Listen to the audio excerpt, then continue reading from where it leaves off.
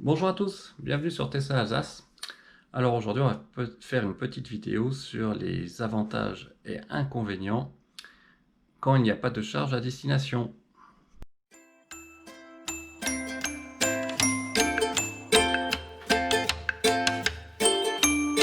Alors, comme vous le savez, je suis dans le sud de la France, près de Perpignan.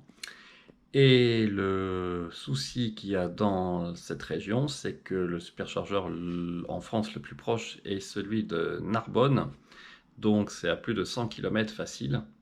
Ce qui fait que pour venir jusqu'ici, j'ai dû charger à Narbonne à 90% pour arriver à Bagnoul-sur-Mer autour de 60%. Et donc le problème, c'est qu'il n'y a pas de superchargeur à Perpignan, il n'y a quasiment pas de chargeur rapide autour de Perpignan. Il y en a deux à ma connaissance, un à Total Rivesaltes et un autre à un supermarché.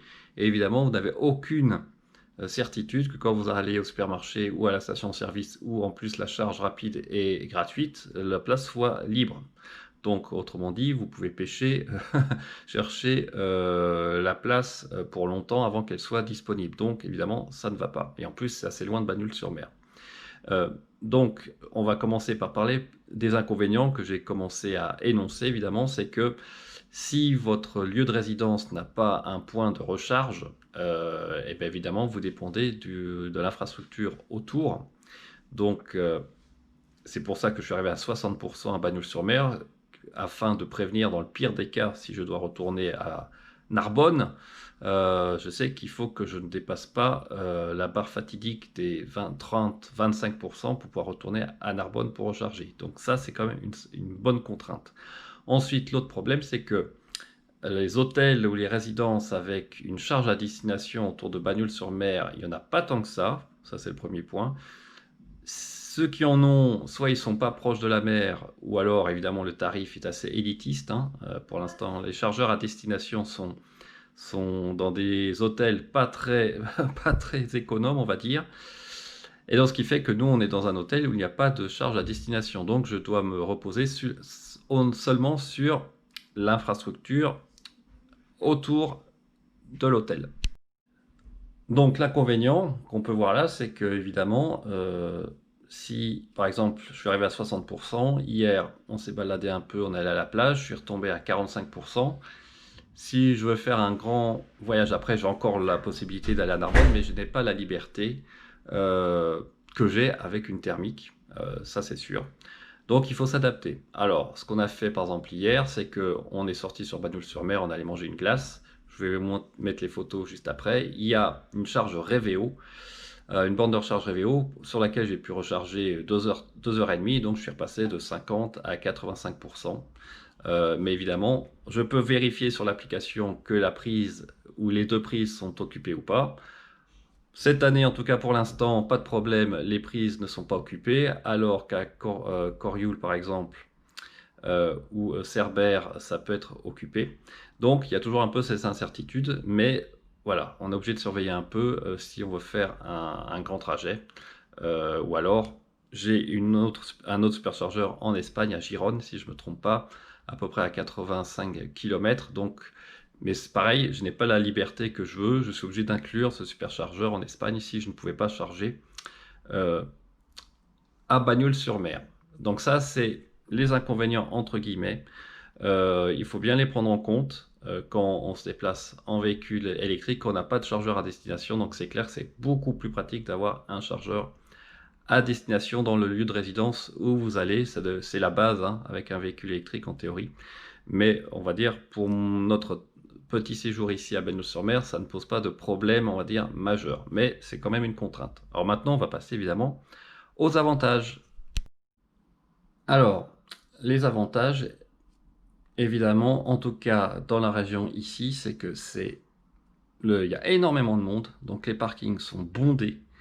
Et à l'heure actuelle, donc c'est sous réserve pour ma part à Collioure ou à Argelès ou à Banyuls, les places électriques sont respectées. C'est-à-dire que j'arrive, je peux me garer. Il n'y a pas encore beaucoup de voitures hybrides rechargeables, donc je me gare sans problème pendant que les véhicules thermiques tournent. Et puis généralement, il y a des policiers municipaux qui sont pas loin pour vérifier que les gens respectent ou prennent le ticket. Donc ils ne s'aventurent pas à utiliser les places électriques rechargeables. Même s'il n'y en a pas beaucoup, pour l'instant cette année, en tout cas pour moi, ça pose pas de problème.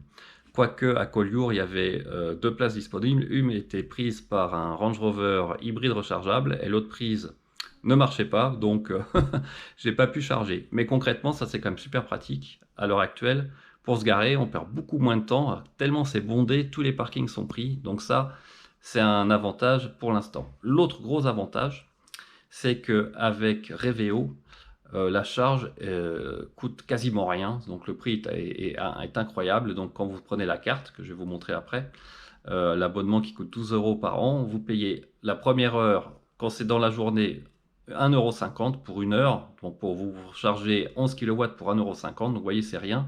Et après c'est à peu près le même tarif, 0,25 centimes par minute, donc ça fait à peu près, je pense, 1,50 € par heure également. Donc vraiment, la recharge, c'est le coût du kilowattheure à la maison. C'est vraiment pas cher. Et si vous chargez après 21 h, ce que j'ai fait hier, alors là, carrément, les heures après 21 h, c'est gratuit. Donc concrètement, j'ai payé pour 25 kWh 1,50 €, imbattable. Donc ça c'est vraiment bien. Après, évidemment, il faut que le système de recharge fonctionne, ce qui est le cas ici. Donc ça, c'est vraiment les avantages. Le coût, en tout cas en région Occitanie, le coût est vraiment très faible. Après, l'autre avantage que moi je vois aussi, c'est que vous vous garez, ça vous permet aussi de vous balader, vous prenez votre temps. Évidemment, il faut planifier un peu ce que vous voulez faire dans la soirée. Si vous avez planifié un restaurant ou une balade sur la plage pour manger une glace, vous vous baladez pendant 2 heures. Voilà, il faut planifier plus, on va dire, que quand vous êtes en thermique où vous pouvez partir ou revenir quand vous voulez sans vous soucier de l'autonomie. Il y a quand même cette petite contrainte. Mais globalement, pour l'instant, ça se passe bien. Aujourd'hui, on va aller en Espagne. J'ai pu recharger hier jusqu'à 85% sans problème. Et la seule chose que je dois garder en mémoire, c'est qu'ici, qu'on repart dimanche pour aller vers Nice, il faudra qu'il me reste 30% minimum pour retourner au superchargeur de Narbonne. Voilà, écoutez, j'espère que cette petite vidéo vous a plu. N'hésitez pas à laisser des commentaires, des pouces bleus et à utiliser mon lien de parrainage si le cœur vous en dit. À bientôt, au revoir.